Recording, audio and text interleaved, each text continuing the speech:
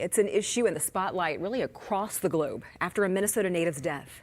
Adam Johnson's neck was cut by the blade of a skate during a game. He played at Hibbing High School and the University of Minnesota Duluth, and eventually he joined the NHL before playing professionally in Europe, and that's where this accident happened. USA Hockey governs the amateur game, and Eric Chaloux found out today they're looking at new options when it comes to neck guards. Yeah, neck guard's a big issue right now in hockey, and USA Hockey recommends players use cut-resistant neck laceration protectors that cover as much of the neck as possible, but don't require players to wear them. The chair of USA Hockey's Safety and Protective Equipment Committee says they are looking closely into the issue and could suggest a possible rule change.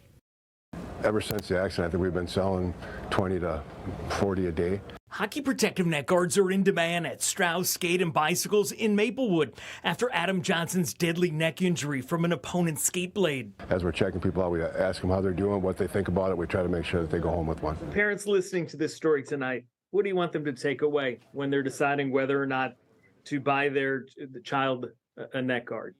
Every single hockey player should wear a neck laceration protector and cut-resistant undergarment, which covers the other vulnerable anatomic areas. Dr. Michael Stewart, chair of USA Hockey's Safety and Protective Equipment Committee, is reviewing the effectiveness of neck laceration protectors on the market.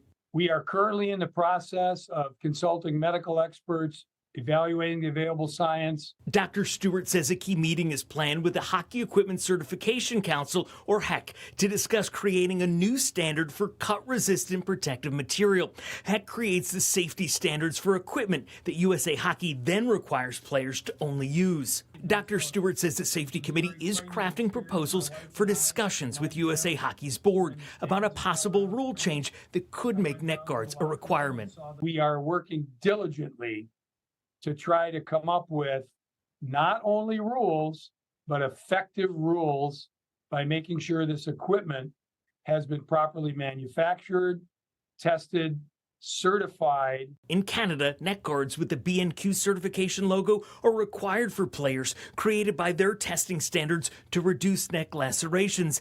That's the same logo on neck protectors at Strauss's. I know that we're going to wear them, and I think a lot of teams will. Steve Younghans works here, but also coaches hockey at Johnson High. I think most coaches are hockey guys, and one of their own goes down. I think they're going to try to do something to change that so it doesn't happen again.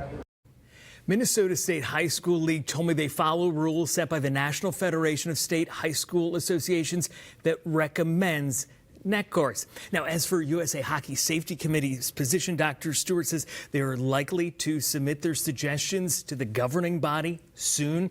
They're just an advisory committee. It's a governing body that would then possibly make that rule change. So a lot for us to follow. I learned a lot there, a lot of good information. I know. And very much a happening now situation for USA Hockey. Everyone in hockey is talking about this. Eric Chaloux, thank you.